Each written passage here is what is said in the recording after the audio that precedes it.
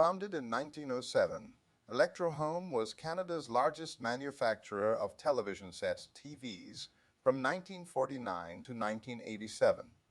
The company was also involved in television broadcasting and was a leader in data, video, graphics displays, and projectors. From 1984 to 1999, Electrohome branded TVs were produced under license by Mitsubishi Electric. In February 2010, the Electrohome brand was acquired by Bluetronics Group, a division of Circus World Displays Limited. In 1907, Arthur Bell Pollock founded Pollock Manufacturing Company Limited after winning a coin flip with his wife. The Kitchener, Ontario company manufactured the first phonographs in Canada. In the 1920s and 30s, the company branched out into other consumer goods such as records, radios, furniture, and was the largest Canadian maker of electric fans. In 1933, the company name became Dominion Electrohome Industries Limited, and the Electrohome brand was introduced for products ranging from heaters to food mixers. With the outbreak of World War I, however, everything changed. Electrohome devoted 99% of its production to the war effort. It manufactured wooden aircraft elements, including wings, munitions, components, and communications equipment, including a radio transmitter for the Royal Canadian Air Force. After the war, Electrohome ranked as a nationally known and important company with 1,400 employees geared to meet the demands of the post-war economy. The war enabled the company to acquire new equipment, more production capacity, and a wider range of skills. There was also a perception that Electrohome could be a major player on the Canadian national electronics scene. The company began manufacturing and selling television sets in 1949, competing with companies such as Northern Electric and Canadian General Electric for a share of the Canadian market. Electrohome developed its reputation with large console model TV sets made with real hardwood cases. In 1954, Carl Arthur Pollock, son of the company's founder, led Electrohome in joining the famous Players Theatre chain to launch Kitchener, Waterloo's first television station, Kotub, as a CBC television affiliate. It joined TV in 1964.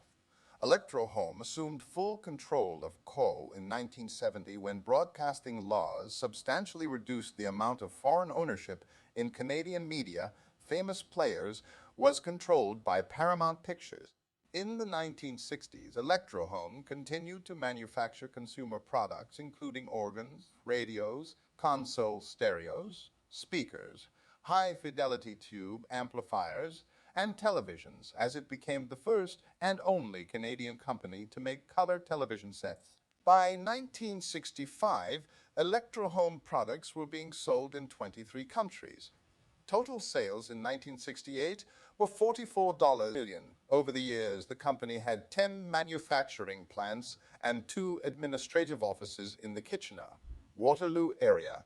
In 1972, John A. Pollock, grandson of the company founder, became the third-generation president of Electrohome.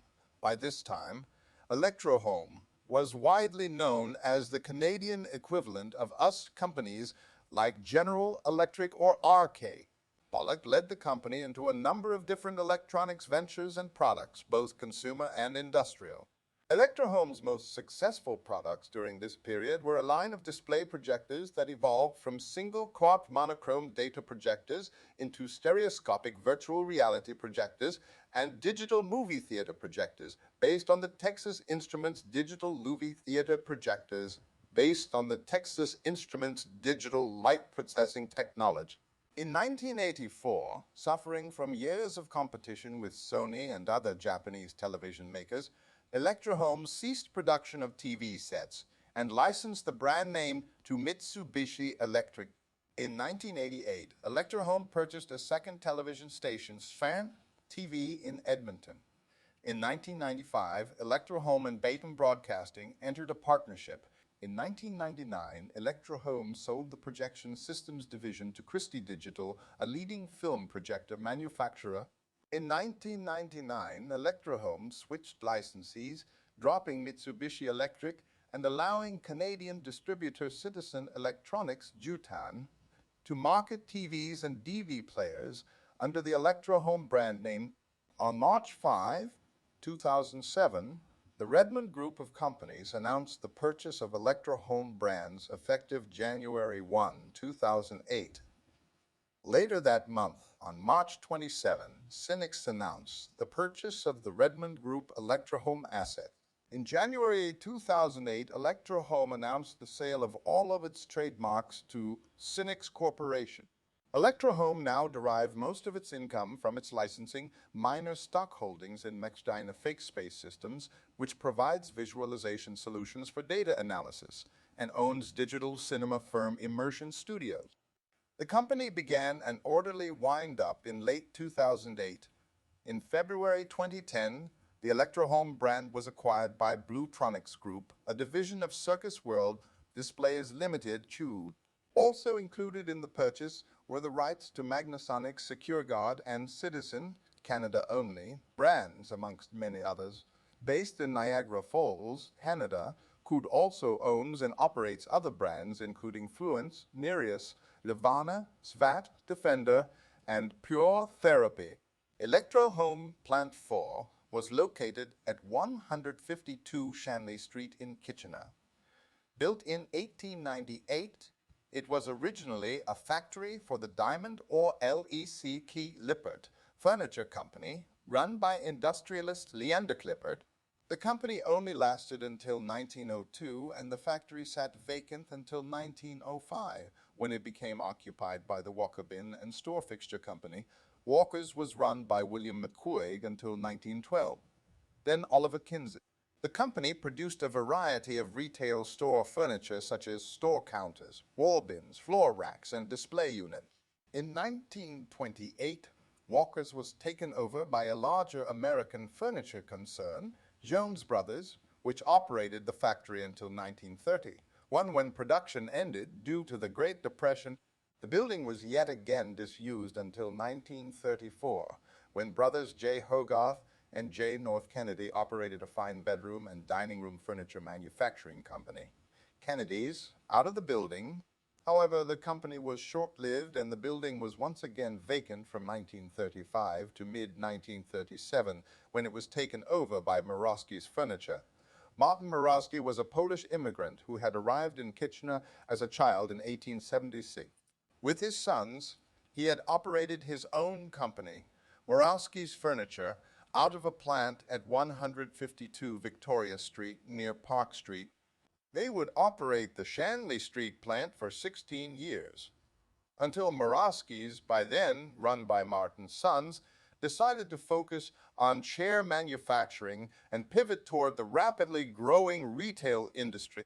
As a result, they sold the Shanley Street plant to Dominion Electrohome. Electrohome initially used the plant to manufacture its Dillcraft brand of furniture, but by the mid-1950s was also using it for lighting and heating appliance manufacturing, as well as storage. The company sold the building in 1968 to Morval Durafoam Products. Morval occupied the site until around 1980, where it manufactured plastic and foam products for auto interiors, as well as specialty packaging products. After this, the plant was sold to its final major occupant, Arkwright Advertising, which used the site until 1991. In the years afterward, the Ontario Ministry of the Environment became aware that the property was heavily contaminated with various metals, petroleum hydrocarbons, volatile organic compounds, VOCs, and trichloroethylene TC, a toxic industrial solvent. This would prove to be the century-old factory's undoing. For the next few decades, parties ranging from local residents to various government bodies worked toward environmental remediation of the site and the possibility of redevelopment, with or without the original factory structure. In 2007, the Ministry of the Environment issued a cleanup order, but the property's owner, an absentee-numbered company, failed to do so to undertake basic property maintenance or even to pay municipal property taxes. In 2011, the city of Kitchener attempted a tax sale of the property after visible deterioration of the brick facade was observed. This was unsuccessful and followed in 2018 by a second attempt, with the price being dropped to around $450,000. By 2019, the city had written off much of the back taxes owed for the property and issued an order to have an engineer evaluate whether the factory building was still structurally. In late 2019, the property was purchased by a Toronto-based developer, which announced plans to demolish the plant and build a mixed-use development on the site, which would incorporate aspects of the original structure. Demolition began in January 2020. Thank you for watching. Don't forget to please like and subscribe. If you have a topic you would like to suggest, leave a comment.